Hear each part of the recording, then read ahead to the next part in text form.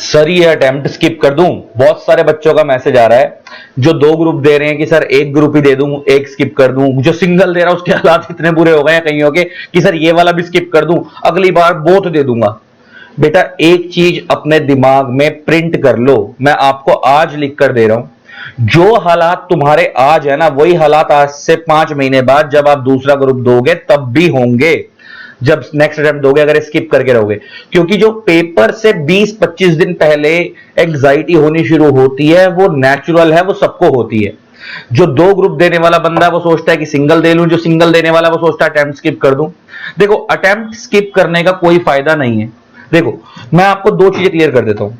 अगर आपने, मैं एग्जांपल लेके बात करता हूं, अगर आप सिंगल ग्रुप प्रिपेयर कर रहे थे और मन में यह आ रहा है कि इस बार स्किप कर देता हूं, अगली बार बोथ दे दूंगा, तो मैं तब भी यह सजेस्ट करूंगा कि आप सिंगल जो तैयार है ना, जितना भी तैयार है आप उसको उतना ही देकर आओ। मैं कहता हूं अगर नहीं भी निकला कोई बात नहीं, तो कम से कम अगली बार बोथ दोगे तो इस वाले अटेम्प्ट का तजुर्बा तो साथ में होगा कि अटेम्प्ट में पेपर में क्वेश्चन किस तरीके के आते हैं, कहां आप लैग कर रहे थे, कहां आपको अपने आप को सुधारना है। क्योंकि ना दिक्कत क्या होती है, देखो अगर आपने अटेम्प्ट स्किप कर दिया तो आप वैसे ही फेल हो, अटेम्प्ट स्किप करने के बाद तो आप वैसे ही फेल हो, तो आपने रिस्क लिया ही नहीं, फिर अगले अटेम्प्ट में आप बोथ दोगे।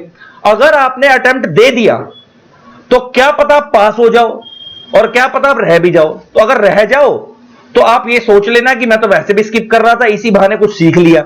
और अगर पास हो गए तो बहुत बढ़िया, मजे ही आ जाएंगे, बल्ले बल्ले हो जाएगी तुम्हारी, है ना। तो ले दे के अटेम्प्ट स्किप करना कोई सोल्यूशन नहीं है। जब तक जंग लड़ोगे नहीं तब तक जंग जीतोगे कैसे।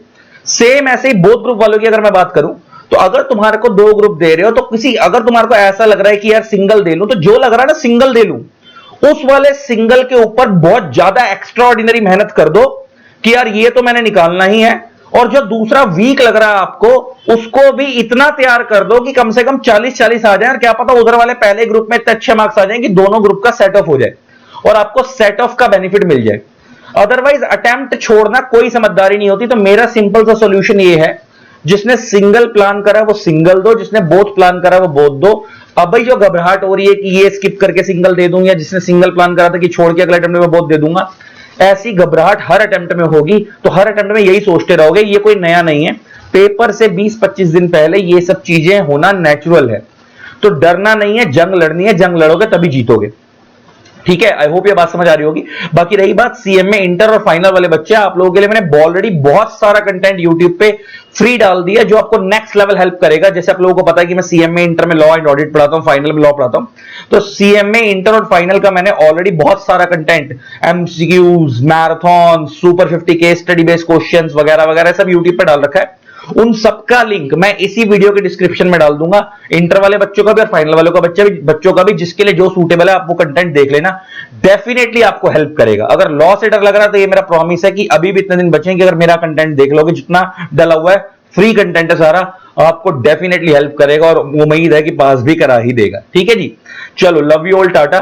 जिन लोगों ने अभी तक चैनल को सब्सक्राइब नहीं करा, सब्सक्राइब कर देना, साथ में बेल आइकन को प्रेस कर देना ताकि आप लोग को मेरे न्यू वीडियोस की नोटिफिकेशन मिलती रहे। Thanks a lot, bye bye.